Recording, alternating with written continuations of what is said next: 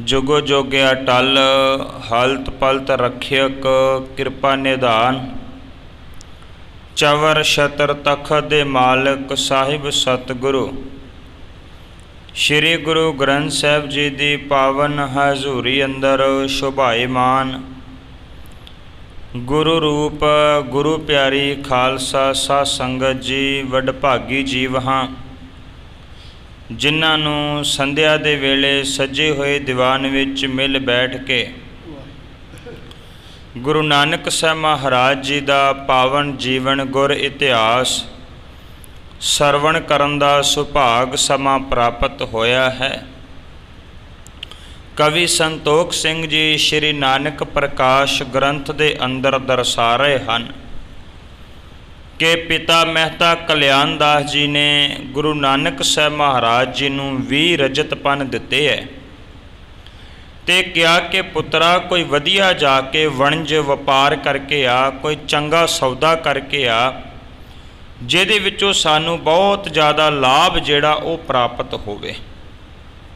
जदों गुरु नानक साहब महाराज 20 रजतपन लैके 20 रुपये लैके चूड़ काणे दी मंडी दे विच वपार करन वास्ते जांदे है, रस्ते दे विच उन्हां नूं एक आश्रम दिखाई दिंदा है जिहदे विच 7 दिनां तो भुखे भाणे बैठे होए कुछ साधु फकीर लोग सन जिहड़े परमात्मा दी भगती दे विच लगे होए सन।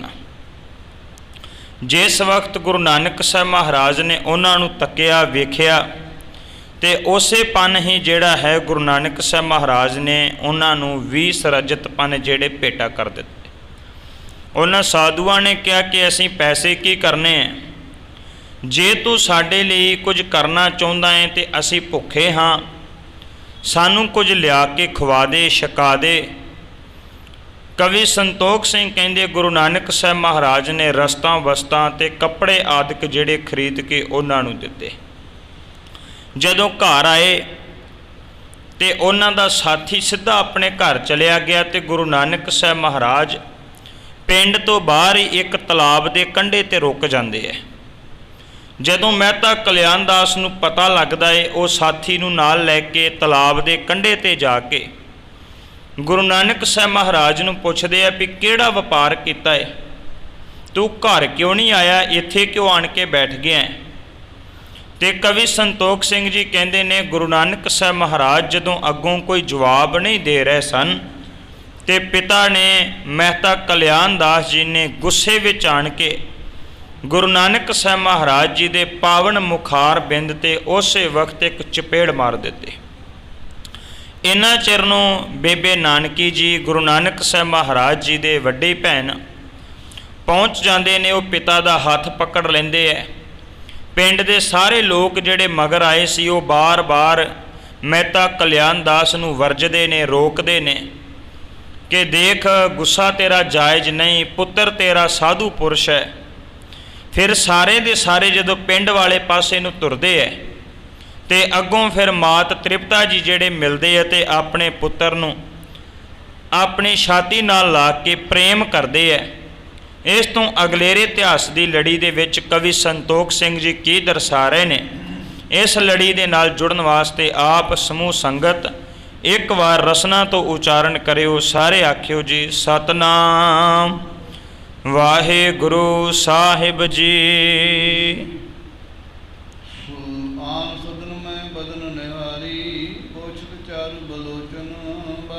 जदों मात तृप्ता जी गुरु नानक साहब महाराज नूं मिलदे है, मिल के अपनी छाती दे नाल लाउंदे है, अपने पुत्र दा मुख वेखदे ने ते अपने पुत्र नानक जी दीयां अखां जिहड़ियां जिन्हां दे विचों हंझू वह सन, नीर विया सी, उहनूं साफ कर रहे हन।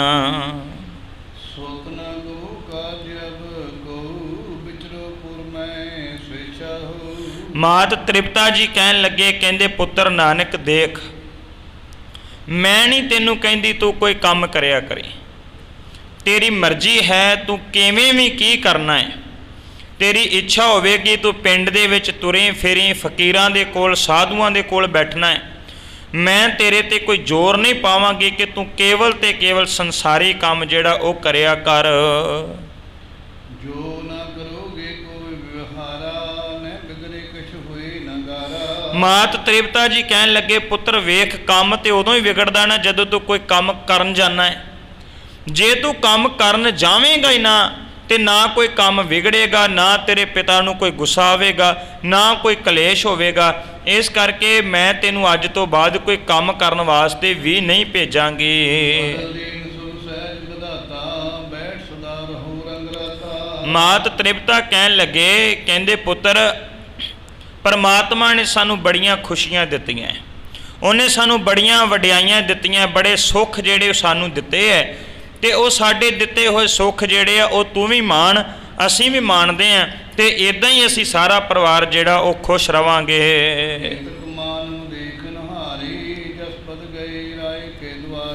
ਜਿਨ੍ਹਾਂ ਲੋਕਾਂ ਨੇ ਗੁਰੂ ਨਾਨਕ ਸਾਹਿਬ ਮਹਾਰਾਜ ਦੇ ਮੁਖ ਦੇ ਉੱਪਰ ਪੈਂਦੀ ਹੋਈ ਚੰਡ ਵੇਖੀ ਸੀ ਨਾ, ਜਿਨ੍ਹਾਂ ਦੀਆਂ ਅੱਖਾਂ ਦੇ ਸਾਹਮਣੇ ਮਹਿਤਾ ਕਲਿਆਣ ਦਾਸ ਨੇ ਗੁਰੂ ਨਾਨਕ ਸਾਹਿਬ ਮਹਾਰਾਜ ਨੂੰ ਝਿੜਕਿਆ ਸੀ, ਉਹ ਸਾਰੇ ਲੋਕ ਇਕੱਠੇ ਹੋ ਕੇ ਰਾਏ ਬੁਲਾਰ ਜੀ ਦੇ ਕੋਲ ਜਾਂਦੇ ਹੈ। ਰਾਏ ਬੁਲਾਰ ਜੀ ਜਿਹੜੇ ਆ ਉਹ ਇਸ ਨਗਰ ਦੇ ਮੁਖੀਆ ਨੇ, ਉਹ ਆਲੇ ਦੁਆਲੇ ਦੇ ਮਾਲਕ ਨੇ। ਇਉਂ ਕਹਿ ਸਕਦੇ ਆ ਵੀ ਜਿਵੇਂ ਇਲਾਕੇ ਦਾ ਕੋਈ ਰਾਜਾ ਹੁੰਦਾ ਹੈ। ਉਹ ਆਲੇ ਦੁਆਲੇ ਦੇ ਸਾਰੇ ਜਿਹੜੇ ਪਿੰਡ ਸਨ ਉਹਨਾਂ ਸਾਰੇ ਪਿੰਡਾਂ ਦੇ ਮਾਲਕ ਸੀ, ਤੇ ਉਹ ਰਾਏ ਬੁਲਾਰ ਜੀ ਦੇ ਕੋਲ ਜਿਹੜੇ ਆ ਸਾਰੇ ਲੋਕ ਇਕੱਠੇ ਹੋ ਕੇ ਜਾਂਦੇ ਹਨ।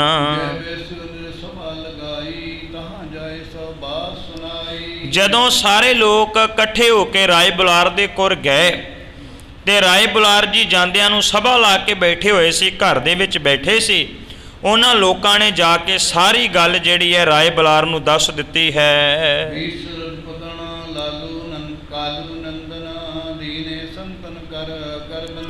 ਉਹਨਾਂ ਲੋਕਾਂ ਨੇ ਦੱਸਿਆ ਵੀ ਕਾਲੂ ਨੇ ਆਪਣੇ ਪੁੱਤਰ ਨਾਨਕ ਜੀ ਨੂੰ 20 ਰੁਪਏ ਦਿੱਤੇ ਸੀ ਤੇ ਕਿਹਾ ਸੀ ਕੋਈ ਚੰਗਾ ਵਪਾਰ ਕਰਕੇ ਆਵੇ, ਤੇ ਨਾਨਕ ਜੀ ਦਾ ਸੁਭਾਅ ਬੜਾ ਦਇਆਵਾਨ ਹੈ, ਦਿਆਲੂ ਸੁਭਾਅ ਹੈ। ਉਹ ਕਿਸੇ ਸਾਧੂ ਨੂੰ ਜਾ ਕੇ ਤੇ ਮੱਥਾ ਟੇਕ ਕੇ ਘਰ ਆ ਗਏ। ਇੰਨੀ ਉਹ ਗੱਲ ਹੈ, ਤੇ ਉਹ ਜਿਹੜੇ ਕਾਲੂ ਜੀ ਹਨ ਹੁਣ ਬਹੁਤ ਗੁੱਸੇ ਵਿੱਚ ਹਨ।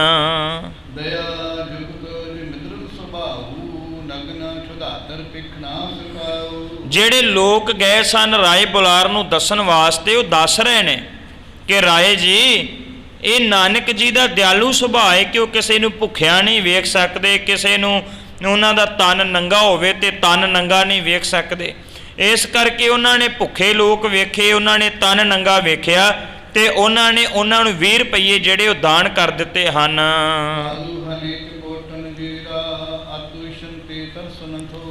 ਰਾਏ ਬੁਲਾਰ ਨੂੰ ਲੋਕ ਆਖਦੇ ਆ, ਰਾਏ ਜੀ ਸਾਡੀਆਂ ਅੱਖਾਂ ਦੇ ਸਾਹਮਣੇ ਮਹਿਤਾ ਕਾਲੂ ਜੀ ਨੇ ਆਪਣੇ ਪੁੱਤਰ ਨੂੰ ਚਪੇੜਾਂ ਵੀ ਮਾਰੀਆਂ, ਸਾਡੇ ਸਾਹਮਣੇ ਉਹਨਾਂ ਨੇ ਬੜਾ ਡਰਾਇਆ, ਉਹਨਾਂ ਨੂੰ ਧਮਕਾਇਆ ਹੈ, ਤੇ ਬਹੁਤ ਜ਼ਿਆਦਾ ਜਿਹੜਾ ਹੈ ਉਹਨਾਂ ਨੂੰ ਬੋਲ ਕਬੋਲ ਬੋਲੇ ਹਨ।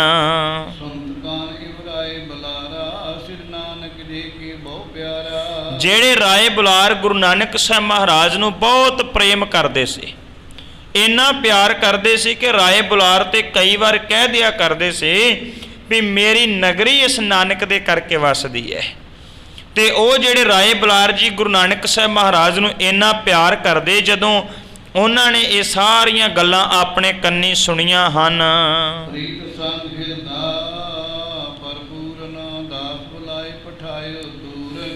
ਰਾਏ ਬੁਲਾਰ ਜੀ ਦੇ ਹਿਰਦੇ ਦੇ ਵਿੱਚ ਗੁਰੂ ਨਾਨਕ ਸਾਹਿਬ ਮਹਾਰਾਜ ਦੇ ਵਾਸਤੇ ਪਿਆਰ ਭਰਿਆ ਹੋਇਆ ਸੀ, ਪ੍ਰੇਮ ਭਰਿਆ ਹੋਇਆ ਸੀ, ਤੇ ਉਸੇ ਵਕਤ ਹੀ ਰਾਏ ਬੁਲਾਰ ਨੇ ਆਪਣਾ ਨੌਕਰ ਘੱਲਿਆ ਹੈ।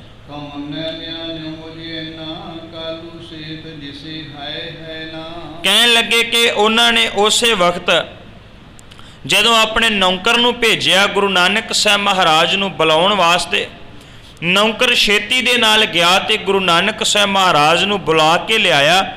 ਸਤਿਗੁਰੂ ਗੁਰੂ ਨਾਨਕ ਸਾਹਿਬ ਮਹਾਰਾਜ ਜੀ ਜਿਹੜੇ ਸਨ ਉਹਨਾਂ ਦੇ ਨੈਣ ਬੜੇ ਸ਼ੋਭ ਰਹੇ ਸਨ, ਤੇ ਇਸ ਤਰ੍ਹਾਂ ਦੇ ਨਾਲ ਗੁਰੂ ਨਾਨਕ ਸਾਹਿਬ ਮਹਾਰਾਜ ਰਾਏ ਬੁਲਾਰ ਦੇ ਕੋਲ ਆਉਂਦੇ ਹਨ।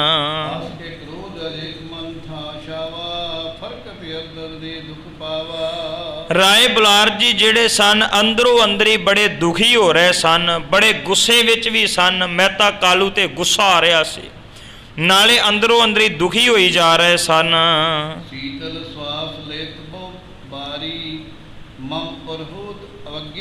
ਬਾਰੀ। ਤੇ ਜਦੋਂ ਕਿਤੇ ਗੁੱਸਾ ਆਉਂਦਾ ਤੇ ਰਾਏ ਬੁਲਾਰ ਜੀ ਫਿਰ ਸਹਿਜੇ ਸਹਿਜੇ ਠੰਡੇ ਸਾਹ ਲੈਂਦੇ, ਲੰਮੇ ਲੰਮੇ ਸਾਹ ਲੈਂਦੇ, ਨਾਲੇ ਫੁਰਕਦੇ ਹੋਏ ਬੁੱਲਾਂ ਦੇ ਨਾਲ ਸਾਹਮਣੇ ਬੈਠੇ ਲੋਕਾਂ ਨੂੰ ਇੱਕ ਗੱਲ ਕਹਿੰਦੇ ਨੇ।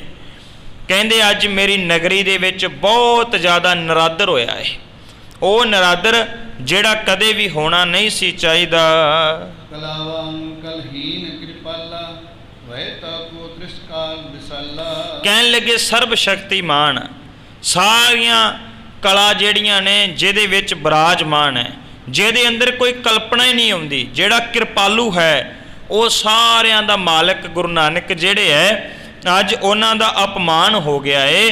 ਤੇ ਇਹ ਅਪਮਾਨ ਜਿਹੜਾ ਹੈ ਨਾ, ਇਹਦਾ ਜਿਹੜਾ ਮੇਨ ਕਸੂਰ ਹੈ ਉਹ ਮੇਰੇ ਮੱਥੇ ਤੇ ਮੜਿਆ ਜਾਣਾ ਹੈ। ਲਾਗੇ ਮੁਝ ਸੀਲ ਸਭ ਦੇਸੂ ਅਸ ਬਸੂਰ ਪੁਰ ਸਰਸਤ ਰੇਸੂ। ਬੜੇ ਗੁੱਸੇ ਦੇ ਵਿੱਚ ਰਾਏ ਬੁਲਾਰ ਕਹਿ ਰਹੇ ਨੇ, ਝੂਰਦੇ ਪਏ ਨੇ, ਕਹਿੰਦੇ ਆ ਜੋ ਕੁਝ ਅੱਜ ਗੁਰੂ ਨਾਨਕ ਸਾਹਿਬ ਨਾਲ ਹੋਇਆ ਨਾ, ਇਹਦਾ ਕਲੰਕ ਮੇਰੇ ਮੱਥੇ ਤੇ ਲੱਗੇਗਾ। ਕਿਉਂ? ਕਿਉਂਕਿ ਮੈਂ ਇਸ ਨਗਰ ਦਾ ਮੁਖੀਆ ਸੀ, ਤੇ ਜਿਹੜਾ ਨਗਰ ਦਾ ਮੁਖੀਆ ਹੋਵੇ ਉਹਦੇ ਨਗਰ ਦੇ ਵਿੱਚ ਕੋਈ ਘਟਨਾ ਘਟ ਜਾਵੇ, ਕਸੂਰਵਾਰ ਤਾਂ ਉਹੀ ਹੁੰਦਾ ਹੈ। ਤੇ ਰਾਏ ਬੁਲਾਰ ਜੀ ਬੜੇ ਦੁਖੀ ਜੇ ਹਿਰਦੇ ਨਾਲ ਕਹਿ ਰਹੇ ਸਨ, ਕਹਿੰਦੇ ਅੱਜ ਦਾ ਸਾਰਾ ਦੋਸ਼ ਮੇਰੇ ਮੱਥੇ ਤੇ ਮੜਿਆ ਜਾਵੇਗਾ। ਸਾਗਰ ਕੋਲੇ ਹਰਦਾਸਾ ਪਹੁੰਚੋ ਤਬ ਬੁਲਾਰ ਕੇ ਪਾਸਾ।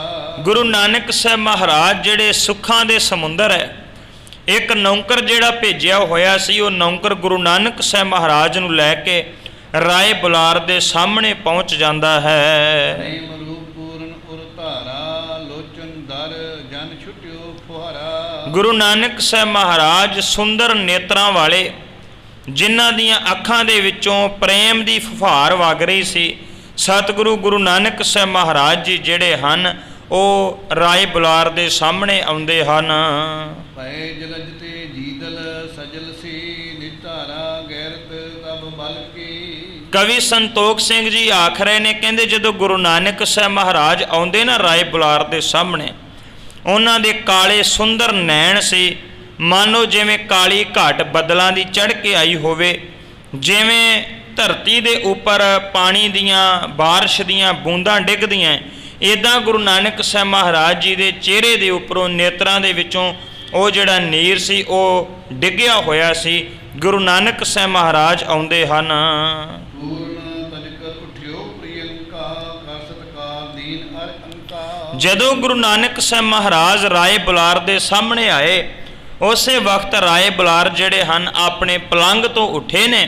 ਉੱਠ ਕੇ ਉਹਨਾਂ ਨੇ ਗੁਰੂ ਨਾਨਕ ਸਾਹਿਬ ਮਹਾਰਾਜ ਨੂੰ ਘੁੱਟ ਕੇ ਗਲਵੱਕੜੀ ਪਾਲੀ ਹੈ। ਅਦਗਰ ਗਿਰਾ ਅਸਰ ਬੈ ਬਾਰੀ ਅੰਗ ਭਗੋਏ ਕਰਨਾ ਧਾਰੀ। ਕਹਿੰਦੇ ਕਿ ਰਾਏ ਬੁਲਾਰ ਜੀ ਇੰਨੇ ਭਾਵਕ ਹੁੰਦੇ ਐ ਕਿ ਰਾਏ ਬੁਲਾਰ ਜੀ ਦੇ ਅੱਖਾਂ ਦੇ ਵਿੱਚੋਂ ਨੀਰ ਵਹਿਣ ਲੱਗ ਪੈਂਦਾ ਏ, ਤੇ ਉਹਨਾਂ ਦੇ ਕੋਲੋਂ ਬੋਲਿਆ ਨਹੀਂ ਜਾ ਰਿਹਾ, ਸ਼ਬਦ ਜਿਹੜੇ ਸਨ ਉਹਨਾਂ ਦੇ ਬਾਰ-ਬਾਰ ਟੁੱਟ ਰਹੇ ਸਨ। ਬੋਲ ਚੈਤ ਨ ਆਵਤ ਬਾਨੀ ਮਹਾ ਮੋਹ ਮੈਂ ਮਤ ਲਪਟਾਨੀ। ਕਹਿਣ ਲੱਗੇ ਕਿ ਆਪਣੀਆਂ ਅੱਖਾਂ ਦੇ ਵਿੱਚੋਂ ਨੀਰ ਕੇਰੀ ਜਾ ਰਹੇ ਸਨ। ਮੋਢੇ ਨਾਲ ਲਾਇਆ ਹੋਇਆ ਗੁਰੂ ਨਾਨਕ ਸਾਹਿਬ ਜੀ ਨੂੰ, ਤੇ ਗੁਰੂ ਨਾਨਕ ਸਾਹਿਬ ਦੇ ਮੋਢੇ ਦੇ ਉੱਪਰ ਉਹਨਾਂ ਦੇ ਅੱਖਾਂ 'ਚੋਂ ਨੀਰ ਜਿਹੜਾ ਹੈ ਨਾ ਉਹ ਡਿੱਗ ਡਿੱਗ ਕੇ ਗੁਰੂ ਨਾਨਕ ਸਾਹਿਬ ਦਾ ਮੋਢਾ ਭਿੱਜ ਗਿਆ। ਤੇ ਕਵੀ ਸੰਤੋਖ ਸਿੰਘ ਕਹਿ ਰਹੇ ਸਨ ਕਿ ਉਹ ਬੋਲਣ ਦੀ ਕੋਸ਼ਿਸ਼ ਕਰ ਰਹੇ ਸਨ, ਯਤਨ ਕਰ ਰਹੇ ਸਨ, ਪਰ ਉਹਨਾਂ ਨੂੰ ਕੋਈ ਸ਼ਬਦ ਜਿਹੜਾ ਹੈ ਉਹ ਸੁੱਝ ਨਹੀਂ ਸੀ ਰਿਹਾ ਵੀ ਆਖਰ ਉਹ ਬੋਲਣ ਕੀ। ਨਿਤ ਜੇ ਨਾ ਕਰਨਾ ਮਨ ਨਾਨਕ ਨਾਨ ਹੈ ਕਾਲੂ ਕੇ ਕੁਸ਼ੀਲ ਪਹਿਚਾਨ ਹੈ। ਜਿਹੜੇ ਮਨੁੱਖ ਉੱਥੇ ਆਸ-ਪਾਸ ਵੇਖਣ ਵਾਲੇ ਸਨ, ਜਿਨ੍ਹਾਂ ਨੇ ਗੁਰੂ ਨਾਨਕ ਸਾਹਿਬ ਤੇ ਪਿਤਾ ਮਹਿਤਾ ਕਾਲੂ ਜੀ ਦੀ ਗੱਲਬਾਤ ਨੂੰ ਉੱਥੇ ਸੁਣਿਆ ਤੇ ਵੇਖਿਆ ਸੀ, ਉਹ ਸਾਰੇ ਕਹਿ ਰਹੇ ਸਨ ਤੇ ਉੱਥੇ ਰਾਏ ਬੁਲਾਰ ਨੂੰ ਦੱਸ ਰਹੇ ਸਨ ਕਿ ਕਾਲੂ ਜਿਹੜਾ ਹੈ ਉਹ ਬੜਾ ਕਠੋਰ ਹੋ ਗਿਆ ਹੈ, ਉਹਨੇ ਗੁਰੂ ਨਾਨਕ ਸਾਹਿਬ ਮਹਾਰਾਜ ਨੂੰ ਸਮਝਿਆ ਨਹੀਂ ਹੈ। ਸੁਣਾਏ ਬਚਨ ਕਰ ਨਿੰਦਹਿ ਕਰੂਰ ਕਰਮ ਕਿਨੇ ਮਨ ਬਿੰਦ ਹੈ। ਕਹਿਣ ਲੱਗੇ ਵੀ ਸਾਰੇ ਲੋਕ ਤੇ ਰਾਏ ਬੁਲਾਰ ਵੀ ਨਾ ਮਹਿਤਾ ਕਾਲੂ ਜੀ ਦੀ ਇਸ ਘਟਨਾ ਦੀ ਨਿੰਦਿਆ ਕਰ ਰਹੇ ਸਨ ਕਿ ਕਾਲੂ ਨੇ ਜੋ ਕੁਝ ਕੀਤਾ ਹੈ ਉਹ ਚੰਗਾ ਨਹੀਂ ਕੀਤਾ, ਇਹ ਜਿਹੜਾ ਕੰਮ ਕੀਤਾ ਬਹੁਤ ਮਾੜਾ ਹੈ। ਨੀਲ ਬੋਲ ਬਲੋਚਨ ਲੋਚਨ ਮ੍ਰਿਦਲ ਲਖੇ ਕਰ ਆਮ ਸਿਰ ਮੋਚਨ। ਗੁਰੂ ਨਾਨਕ ਸਾਹਿਬ ਮਹਾਰਾਜ ਜੀ ਦਾ ਕੋਮਲ ਜਿਹਾ ਚਿਹਰਾ ਤੇ ਚਿਹਰੇ ਦੇ ਉੱਪਰ ਪਿਆ ਹੋਇਆ ਨੀਲ, ਤੇ ਕਵੀ ਸੰਤੋਖ ਸਿੰਘ ਜੀ ਕਹਿੰਦੇ ਰਾਏ ਬੁਲਾਰ ਫਿਰ ਉਸ ਨੀਲ ਨੂੰ ਪੂੰਝ ਰਹੇ ਸਨ ਗੁਰੂ ਨਾਨਕ ਸਾਹਿਬ ਮਹਾਰਾਜ ਜੀ ਦੇ ਕੋਮਲ ਚਿਹਰੇ ਨੂੰ ਤੱਕ ਰਹੇ ਸਨ। ਧੀਰਜ ਰਾਏ ਬਲਾਰੂ ਪਰਖੇ ਸਮਰਖੇ ਕੀਨ ਉਚਾਰੂ। ਨਾਲੇ ਉਹਨੇ ਗੁਰੂ ਨਾਨਕ ਸਾਹਿਬ ਮਹਾਰਾਜ ਜੀ ਦੇ ਨੇਤਰਾਂ ਨੂੰ ਸਾਫ਼ ਕੀਤਾ। ਫਿਰ ਉਹਨੇ ਧੀਰਜ ਦਿੰਦਿਆਂ ਹੋਇਆਂ ਗੱਲ ਸਮਝਾਉਣੀ ਸ਼ੁਰੂ ਕੀਤੀ। ਤੇ ਇਹ ਵੀ ਕਿ ਉਹ ਫਿਰ ਰਾਏ ਬੁਲਾਰ ਬੜੇ ਗੁੱਸੇ ਦੇ ਵਿੱਚ ਆਣ ਕੇ ਬੋਲਦਾ ਹੈ। ਕਾਲੂ ਕਲਹੀ ਕਰੂਰ ਕਠੋਰਾ ਟੇਕ ਨ ਮਾਨੂ ਹੈ ਬਚ ਮੋਰਾ। ਤੇ ਰਾਏ ਬੁਲਾਰ ਕਹਿੰਦੇ ਨੇ ਮਹਿਤਾ ਕਾਲੂ ਜੀ ਨੂੰ, ਕਾਲੂ ਤੂੰ ਬੜੇ ਕਠੋਰ ਸੁਭਾਅ ਦਾ ਹੈ, ਤੂੰ ਤੇ ਨਿਰਦਈ ਬਣ ਗਿਆ ਹੈ। ਆ ਦੇਖ ਤੈਨੂੰ ਮਾਸਾ ਵੀ ਕਿਤੇ ਤਰਸ ਨਹੀਂ ਆਇਆ ਗੁਰੂ ਨਾਨਕ ਸਾਹਿਬ ਮਹਾਰਾਜ ਦੇ ਉੱਪਰ। ਕਰਨਾਹੀਨ ਕੁਸ਼ੀਲ ਕੋਢਾਲੀ ਸੁਧ ਪਰਲੋਕ ਦਾ ਤਬ ਖਾਲੀ। ਰਾਏ ਬੁਲਾਰ ਜੀ ਕਹਿੰਦੇ ਨੇ ਕਾਲੂ ਤੈਨੂੰ ਕਿਉਂ ਨਹੀਂ ਸਮਝ ਆਉਂਦੀ, ਇਹ ਜਿਹੜਾ ਨਾਨਕ ਹੈ ਇਹ ਮਰਿਆਦਾ ਪੁਰਸ਼ੋਤਮ ਹੈ, ਇਹ ਮਰਿਆਦਾ ਦੇ ਵਿੱਚ ਰਹਿਣ ਵਾਲਾ ਏ, ਇਹ ਲੋਕ ਤੇ ਪ੍ਰਲੋਕ ਦੇ ਸੁੱਖ ਦੇਣ ਵਾਲਾ ਹੈ। ਤਿਨ ਪਦ ਬਦਲ ਮਨ ਧਨ ਲੋਭਾ ਸੁਖ ਸੁਸ਼ੀਲ ਸਭ ਲਖਤ ਨਾ ਸੋਭਾ। ਰਾਏ ਬੁਲਾਰ ਕਹਿਣ ਲੱਗੇ, ਕਹਿੰਦੇ ਕਾਲੂ ਕਿਉਂ ਤੇਰੇ ਮਨ ਦੇ ਅੰਦਰ ਦਿਨ ਰਾਤ ਧਨ ਦੀ ਲਾਲਸਾ ਵੱਧਦੀ ਹੋ ਜਾਂਦੀ ਹੈ, ਵੱਧਦੀ ਜਾਂਦੀ ਹੈ। ਤੂੰ ਆਪਣੇ ਸੁਸ਼ੀਲ ਦਾ ਭਾਵ ਸੁੰਦਰ ਗੁਣਾ ਵਾਲਾ, ਚੰਗੇ ਗੁਣਾ ਵਾਲਾ ਪੁੱਤਰ ਜਿਹੜਾ, ਤੂੰ ਉਹਦੀ ਪਹਿਚਾਣ ਕਿਉਂ ਨਹੀਂ ਕਰਦਾ।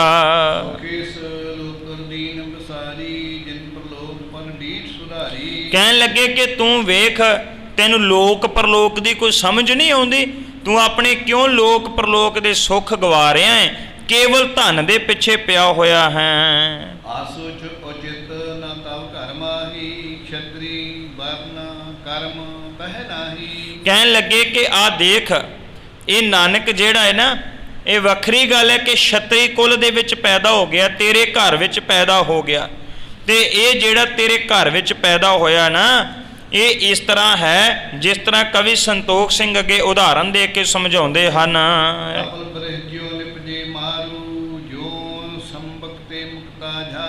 ਕਵੀ ਸੰਤੋਖ ਸਿੰਘ ਕਹਿੰਦੇ ਨੇ ਜਿਸ ਤਰ੍ਹਾਂ ਦੇ ਨਾਲ ਰੇਤਲੇ ਥਾਂ ਦੇ ਉੱਪਰ ਮਾਰੂਥਲ ਹੋਵੇ, ਉਹਦੇ ਵਿੱਚ ਕਪਲ ਬ੍ਰਿਸ਼ ਉੱਗ ਪਵੇ।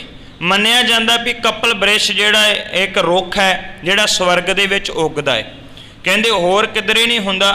ਕਵੀ ਸੰਤੋਖ ਸਿੰਘ ਕਹਿੰਦੇ ਮੰਨ ਲਓ ਰੇਤ 'ਚ ਉੱਗ ਪਵੇ ਜਿਹੜਾ ਸਾਰੀਆਂ ਛਾਵਾਂ ਦੀ ਪੂਰਤੀ ਕਰਦਾ ਹੋਵੇ। ਇਹਦਾ ਕਹਿਣ ਦਾ ਭਾਵ ਰਾਏ ਬੁਲਾਰ ਕਹਿੰਦੇ ਨੇ ਕਾਲੂ ਤੂੰ ਉਸ ਰੇਤ ਦੀ ਤਰ੍ਹਾਂ ਹੈ, ਤੇਰੇ ਘਰ ਵਿੱਚ ਗੁਰੂ ਨਾਨਕ ਸਾਹਿਬ ਆਏ ਨੇ ਜਿਹੜੀਆਂ ਸਾਰੀਆਂ ਛਾਵਾਂ ਦੀ ਪੂਰਤੀ ਕਰਨ ਵਾਲੇ ਹਨ। ਅਜੋਗ ਵਿਦਮੇ ਮੁਖ ਲਖ ਲੀਨੀ ਈਸ਼ਵਰ ਕੀ ਗਤ ਪਰੇ ਨਾ ਚੀਨੀ। ਤੇ ਉਸ ਵਕਤ ਰਾਏ ਬੁਲਾਰ ਕਹਿੰਦੇ ਨੇ ਮੈਂ ਤੇ ਮੇਰਾ ਚਿੱਤ ਕਰਦਾ ਹੈ ਵੀ ਮੈਂ ਨਾਨਕ ਨੂੰ ਆਪਣੇ ਘਰ ਰੱਖ ਲਾਂ, ਪਰ ਇਹ ਉਚਿਤ ਨਹੀਂ ਹੈ, ਜਿਹੜਾ ਹੈ ਇਹ ਮੈਂ ਇਹਨੂੰ ਰੱਖ ਨਹੀਂ ਸਕਦਾ ਆਪਣੇ ਘਰ ਵਿੱਚ। ਵੈਸੇ ਤੂੰ ਜਿਹੜਾ ਇਹਨੂੰ ਪਹਿਚਾਨ ਨਹੀਂ ਸਕਿਆ।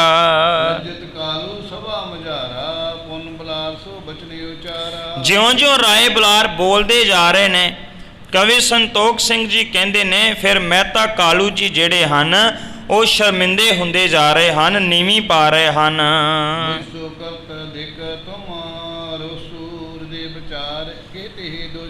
ਫਿਰ ਉਸ ਵਕਤ ਮਹਿਤਾ ਕਾਲੂ ਜੀ ਬੋਲਦੇ ਹੈ, ਕਹਿੰਦੇ ਕਿ ਤੁਸੀਂ ਤੇ ਮੇਰੇ ਤੇ ਐਵੇਂ ਗੁੱਸਾ ਕਰੀ ਜਾਂਦੇ ਹੋ, ਇਹ ਵੇਖਣਾ ਕਰੋ ਵੀ ਮੇਰਾ ਹੀ ਇਕੱਲੇ ਦਾ ਕਸੂਰ ਹੈ।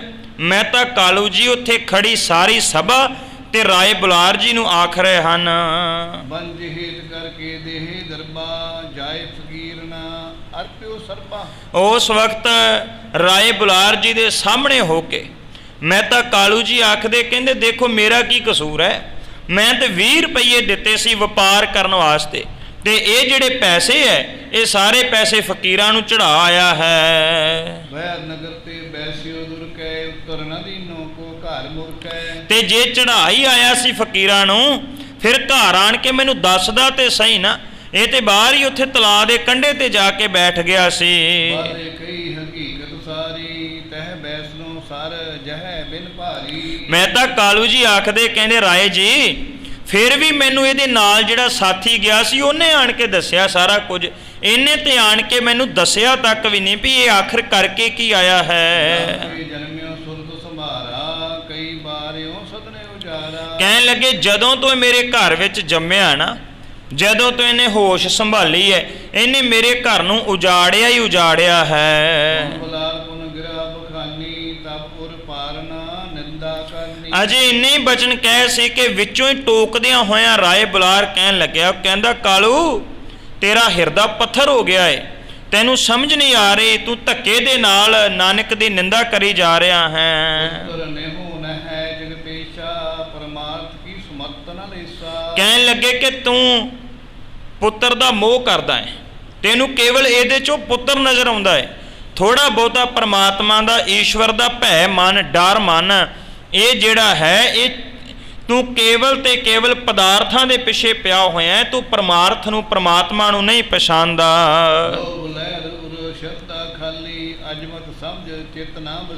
ਤੇਰੇ ਮਨ ਵਿੱਚ ਲੋਭ ਦੀਆਂ ਲਹਿਰਾਂ ਆ ਰਹੀਆਂ, ਰਾਏ ਬੁਲਾਰ ਕਹਿ ਰਹੇ, ਤੇਰੇ ਮਨ ਵਿੱਚ ਲੋਭ ਦੀਆਂ ਲਹਿਰਾਂ ਆ ਰਹੀਆਂ, ਤੇਰੇ ਮਨ ਵਿੱਚ ਪਿਆਰ ਨਹੀਂ ਆਇਆ, ਤੇਰੇ ਮਨ ਵਿੱਚ ਸ਼ਰਧਾ ਨਹੀਂ ਆਈ, ਤੂੰ ਅਜੇ ਵੱਡੀ ਕਰਾਮਾਤ ਜਿਹੜੀ ਹੈ ਨਾ ਤੇਰੇ ਪੁੱਤਰ ਦੀ, ਤੂੰ ਉਹਨੂੰ ਪਹਿਚਾਨਦਾ ਨਹੀਂ ਪਿਆ।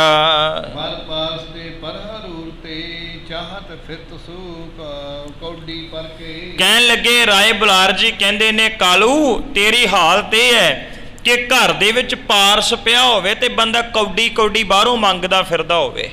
ਆ ਨਾਨਕ ਤੇਰੇ ਘਰ ਵਿੱਚ ਉਹ ਪਾਰਸ ਹੈ ਜਿਹਦੇ ਨਾਲ ਛੂਹ ਜਾਣ ਕਰਕੇ ਲੋਹੇ ਵੀ ਸੋਨੇ ਬਣ ਜਾਂਦੇ ਐ, ਤੇ ਤੂੰ ਕੌਡੀਆਂ ਬਾਹਰੋਂ ਲੱਭਦਾ ਫਿਰਦਾ ਹੈ।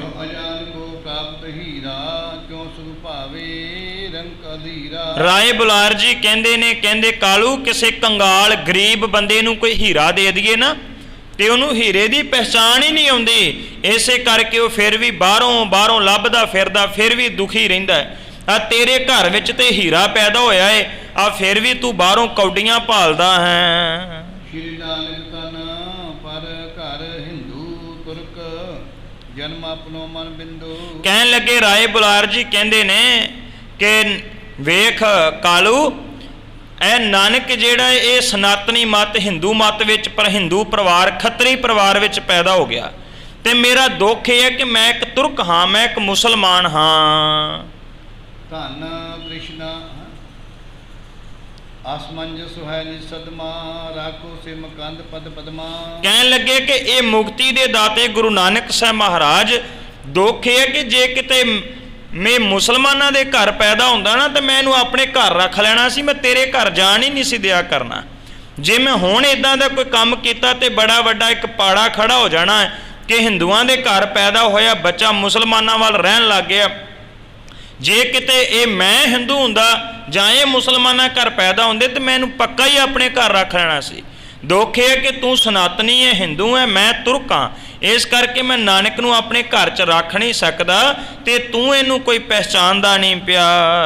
ਧਨ ਤ੍ਰਿਸ਼ਨਾ ਕਾਲੂ ਪੁਰ ਤੇਰੇ, ਇੰਤੇ ਖਰਚ ਲਿਓ ਕਰ ਮੇਰੇ। ਰਾਏ ਬੁਲਾਰ ਕਹਿਣ ਲੱਗੇ, ਕਹਿੰਦੇ ਕਾਲੂ ਹੁਣ ਤੱਕ ਜਿੰਨੇ ਪੈਸੇ ਨੇ ਤੇਰੇ ਉਜਾੜੇ ਆ ਨਾ, ਉਹ ਸਾਰੇ ਪੈਸੇ ਤੂੰ ਮੇਰੇ ਕੋਲੋਂ ਲੈ ਲੈ। ਆਸ ਕੇ ਦਾਸ ਪਠਾ ਤਤਕਾਲਾ, ਜਹਰਾਨੀ ਬੇਖਤ ਮਦਮਾਲਾ। ਉਸੇ ਵਕਤ ਹੀ ਰਾਏ ਬੁਲਾਰ ਜੀ ਨੇ ਆਪਣੇ ਨੌਕਰ ਨੂੰ ਬੁਲਾਇਆ ਤੇ ਨੌਕਰ ਨੂੰ ਬੁਲਾ ਕੇ ਕਿਹਾ, ਜਾ ਘਰ ਵਿੱਚ ਜਿਹੜੀ ਰਾਏ ਬੁਲਾਰ ਜੀ ਦੀ ਪਤਨੀ ਉਹਦੇ ਕੋਲੋਂ ਪੈਸੇ ਲੈ ਕੇ ਆ। 20 ਰਜਪਤਨ ਆਣ ਸੁਦੀਨੇ, ਜੇ ਨਾ ਨਿਰਪਤ ਤਿਨ ਪ੍ਰਾਨ ਪ੍ਰਬੀਨੇ। ਜਾ ਕੇ ਨੌਕਰ ਨੇ ਘਰ ਦੇ ਵਿੱਚੋਂ 20 ਰਜਤ ਪੰਨ, 20 ਰੁਪਏ ਲਿਆਂਦੇ ਐ ਤੇ ਲਿਆ ਕੇ ਰਾਏ ਬੁਲਾਰ ਨੂੰ ਫੜਾ ਦਿੱਤੇ ਹਨ। ਦੇਣ ਲਾਗਿਓ ਕਛ ਕਾਲੂ ਹੈ ਕੋ ਬੋਲਿਓ ਰੀਤ ਬਸਲ। ਰਾਏ ਬੁਲਾਰ ਜੀ ਉਹ 20 ਰੁਪਏ ਜਿਹੜੇ ਆ ਕਾਲੂ ਨੂੰ ਦੇਣ ਲੱਗੇ ਨਾ, ਵੀ ਲੈ ਕਾਲੂ ਆ 20 ਉਜਾੜੇ ਆ ਨਾ, ਆ ਲੈ ਲਾ ਤੂੰ ਮੇਰੇ ਕੋਲੋਂ। ਜਦੋਂ 20 ਰੁਪਏ ਦੇਣ ਲੱਗੇ ਤੇ ਫਿਰ ਸ਼ਰਮਿੰਦੇ ਹੋ ਕੇ ਮਹਿਤਾ ਕਾਲੂ ਜੀ ਅੱਗੋਂ ਬੋਲਦੇ ਹਨ, ਨਹੀਂ ਬਸੂਰਤ ਮੈਂ ਹੀ ਦਰਬਾ, ਕਰਤਾ ਸਦਾ ਸੂ ਕਾਰਜ ਸਰਬਾ। ਕਹਿਣ ਲੱਗਿਆ ਕਿ ਮੈਂ, ਕਾਲੂ ਜੀ ਬੋਲਦੇ, ਕਹਿੰਦੇ ਮੈਂ ਧਨ ਨੂੰ ਥੋੜੀ ਝੂਰਦਾ, ਪਰ ਇਸ ਮੇਰੇ ਪੁੱਤਰ ਨੇ ਤਾਂ ਹਮੇਸ਼ਾ ਕੰਮ ਖਰਾਬ ਹੀ ਕੀਤਾ ਹੈ, ਅੱਜ ਤੱਕ ਸਵਾਰਿਆ ਹੀ ਕੋਈ ਨਹੀਂ ਹੈ। ਕਾਲੂ ਜੀ ਕਹਿਣ ਲੱਗੇ, ਕਹਿੰਦੇ ਮੇਰੇ ਹੁੰਦਿਆਂ ਤੇ ਕੋਈ ਗੱਲ ਨਹੀਂ, ਪਰ ਮੇਰੇ ਤੋਂ ਬਾਅਦ ਇਹ ਕਿਵੇਂ ਨਿਰਵਾਹ ਕਰੇਗਾ, ਕਿਵੇਂ ਘਰ ਚਲਾਵੇਗਾ, ਕਿਵੇਂ ਪਰਿਵਾਰ ਚਲਾਵੇਗਾ, ਮੈਨੂੰ ਤੇ ਇਸ ਗੱਲ ਦੀ ਚਿੰਤਾ ਹੈ। ਤੇ ਕਾਲੂ ਜੀ ਕਹਿਣ ਲੱਗੇ, ਕਹਿੰਦੇ ਰਾਏ ਜੀ ਹੱਥ ਜੁੜ ਗਏ, ਕਹਿੰਦਾ ਰਾਏ ਬੁਲਾਰ ਜੀ ਅੱਗੇ ਵੀ ਜਿੰਨੇ ਮੇਰੇ ਘਰ ਵਿੱਚ ਸੁੱਖ ਹੈ ਉਹ ਵੀ ਸਾਰੇ ਤੁਹਾਡੇ ਹੀ ਦਿੱਤੇ ਹੋਏ ਆ, ਮੈਂ ਤੁਹਾਡਾ ਧਨ ਕੀ ਕਰਨਾ ਹੈ, ਅੱਗੇ ਵੀ ਮੇਰੇ ਘਰ ਵਿੱਚ ਜਿੰਨਾ ਧਨ ਪਿਆ ਉਹ ਵੀ ਤੁਸੀਂ ਦਿੱਤਾ ਹੋਇਆ ਹੈ। ਤੁਹਾਡੇ ਹੀ ਪ੍ਰਤਾਪ ਸਦਕਾ ਮੇਰੇ ਘਰ ਦੀ ਰੋਟੀ ਚੱਲਦੀ ਹੈ। ਕਿਉਂਕਿ ਮਹਿਤਾ ਕਾਲੂ ਜੀ, ਮਹਿਤਾ ਦਾ ਭਾਵ ਉਸ ਵਕਤ ਦਾ ਪਟਵਾਰੀ ਸੀ, ਤੇ ਇਹ ਪਟਵਾਰੀ ਦੀ ਨੌਕਰੀ ਰਾਏ ਬੁਲਾਰ ਜੀ ਦੇ ਕੋਲ ਕਰਦੇ ਹੈ। ਆ ਤੁਹਾਡਾ ਹੀ ਤੇ ਨੌਕਰ ਹਾਂ, ਤੁਹਾਡੀ ਤੇ ਨੌਕਰੀ ਕਰਦਾ ਹੈ, ਤੁਹਾਡੇ ਕੋਲੋਂ ਹੀ ਤੇ ਪੈਸਾ ਲੈਣਾ ਹੈ। ਆ ਤੁਹਾਡੀ ਕਿਰਪਾ ਦੇ ਨਾਲ ਹੀ ਤੇ ਮੇਰੇ ਘਰ ਦੇ ਦੁੱਖ ਦੂਰ ਹੋਏ ਹਨ।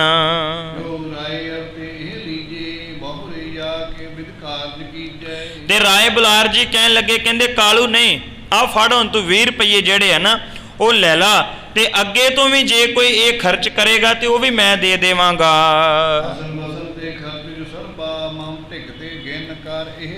ਰਾਏ ਬੁਲਾਰ ਕਹਿਣ ਲੱਗੇ, ਕਾਲੂ ਜਿੰਨਾ ਅਸਨ ਬਸਨ ਭਾਵ ਖਾਣ ਪੀਣ ਤੇ ਕੱਪੜੇ ਤੇ ਜਿੰਨਾ ਨਾਨਕ ਦਾ ਖਰਚ ਆਉਂਦਾ ਹੈ ਨਾ, ਉਹ ਵੀ ਸਾਰਾ ਗਿਣ ਕੇ ਦੱਸ, ਤੇ ਉਹ ਵੀ ਮੇਰੇ ਘਰ ਵਿੱਚੋਂ ਲੈ ਜਾਇਆ ਕਰੇ।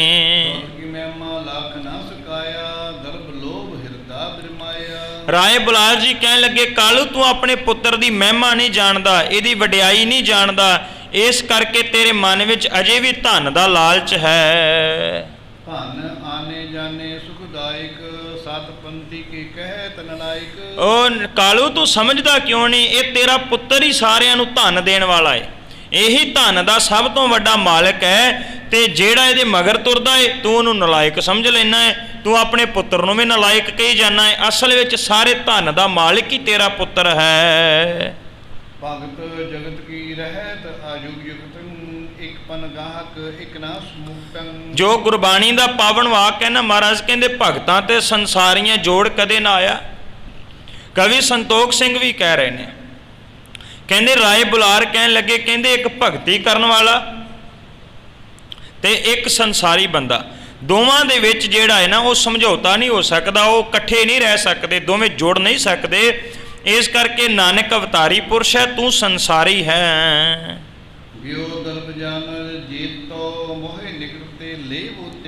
ਲੈ ਫਿਰ ਹੁਣ ਮੁਕਤੀ ਦੇ ਦਾਤੇ ਗੁਰੂ ਨਾਨਕ ਸਾਹਿਬ ਮਹਾਰਾਜ ਜੀ ਜਿਹੜੇ ਹਨ, ਇਹਨਾਂ ਨੇ ਜਿੰਨਾ ਧਨ ਗਵਾਇਆ ਤੂੰ ਮੇਰੇ ਕੋਲੋਂ ਲੈ ਕੇ ਤੇ ਫੇਰ ਹੀ ਜਾਵੇਂ।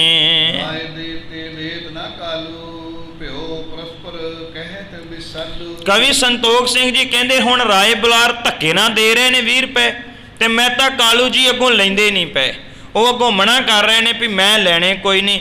ਇਦਾਂ ਕਰਕੇ ਦੋਵਾਂ ਦੀ ਵਾਰਤਾਲਾਪ ਗੱਲਬਾਤ ਹੋ ਰਹੀ ਹੈ।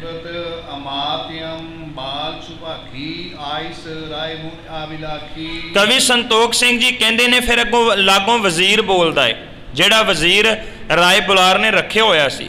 ਉਹ ਕਹਿੰਦਾ, ਕਾਲੂ ਜਦੋਂ ਰਾਜਾ ਸਾਹਿਬ ਕੋਈ ਗੱਲ ਕਹਿਣ ਨਾ ਤੇ ਮਨਾ ਨਹੀਂ ਕਰੀਦੀ, ਹੁਣ ਤੂੰ ਆਗਿਆ ਹੋਈ ਹੈ ਤੇ ਤੂੰ ਇਸ ਆਗਿਆ ਨੂੰ ਮੰਨ ਲੈਣਾ ਕਰ।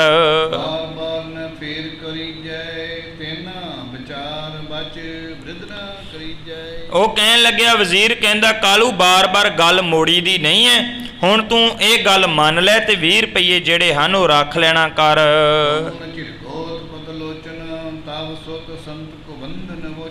ਕਹਿਣ ਲੱਗਿਆ ਵੀ ਹੁਣ ਅੱਗੇ ਤੂੰ ਅੱਗੇ ਵਾਸਤੇ ਕਦੇ ਵੀ ਆਪਣੇ ਪੁੱਤਰ ਨੂੰ ਜਿਹੜਾ ਉਹ ਝਿੜਕਣਾ ਨਾ ਕਰੀਂ, ਕਿਉਂਕਿ ਉਹ ਇੱਕ ਸੰਤ ਪੁਰਸ਼ ਹੈ। ਜਦੋਂ ਬਾਰ-ਬਾਰ ਰਾਏ ਬੁਲਾਰ ਜੀ ਨੇ ਕਿਹਾ ਤੇ ਫਿਰ ਉਹ ਜਿਹੜੇ 20 ਰੁਪਏ ਸੀ ਉਹ ਮਹਿਤਾ ਕਾਲੂ ਜੀ ਨੂੰ ਦੇ ਦਿੱਤੇ ਹਨ।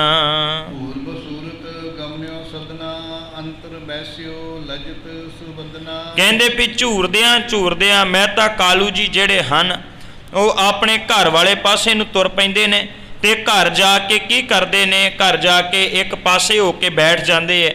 ਸਾਰੇ ਲੋਕ ਜਿਹੜੇ ਹਨ ਉਹ ਸਾਰੇ ਲੋਕ ਆਲੇ ਦੁਆਲੇ ਘਰਾਂ ਵਿੱਚ ਰਹਿਣ ਵਾਲੇ ਗੁਰੂ ਨਾਨਕ ਸਾਹਿਬ ਮਹਾਰਾਜ ਜੀ ਦੀ ਉਸਤਤ ਕਰ ਰਹੇ ਸਨ, ਤੇ ਜਿਹੜੇ ਪਿਤਾ ਮਹਿਤਾ ਕਾਲੂ ਜੀ ਸਨ ਉਹਨਾਂ ਦੀ ਨਿੰਦਿਆ ਕਰ ਰਹੇ ਸਨ। ਤੇ ਇਹ ਗੱਲ ਮਹਿਤਾ ਕਾਲੂ ਜੀ ਨੇ ਆਪ ਵੀ ਕਈ ਲੋਕਾਂ ਦੇ ਜਿਹੜੇ ਕਈ ਲੋਕ ਕਹਿ ਰਹੇ ਸਨ ਉਹਨਾਂ ਦੇ ਕੋਲੋਂ ਆਪਣੇ ਕੰਨਾਂ ਦੇ ਨਾਲ ਸੁਣ ਲਈ ਸੀ।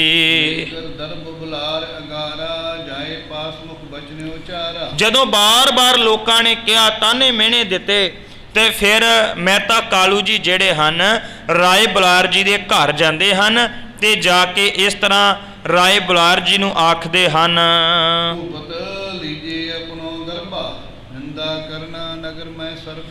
ਜਾ ਕੇ ਕਹਿੰਦੇ ਵੀ ਰਾਏ ਜੀ ਹੱਥ ਜੋੜ ਕੇ ਬੇਨਤੀ ਹੈ, ਆ ਜਿਹੜੇ ਆਪਣੇ ਦਿੱਤੇ ਹੋਏ 20 ਰੁਪਏ ਨਾ ਇਹ ਵਾਪਸ ਰੱਖ ਲਵੋ। ਸਾਰੇ ਲੋਕ ਮੈਨੂੰ ਬਾਰ-ਬਾਰ ਜਿਹੜਾ ਉਹ ਮੰਦਾ ਚੰਗਾ ਬੋਲ ਰਹੇ, ਮੇਰੀ ਨਿੰਦਿਆ ਕਰ ਰਹੇ, ਮੈਂ ਅੱਗੇ ਵਾਸਤੇ ਨਾਨਕ ਨੂੰ ਕੁਝ ਨਹੀਂ ਕਵਾਂਗਾ।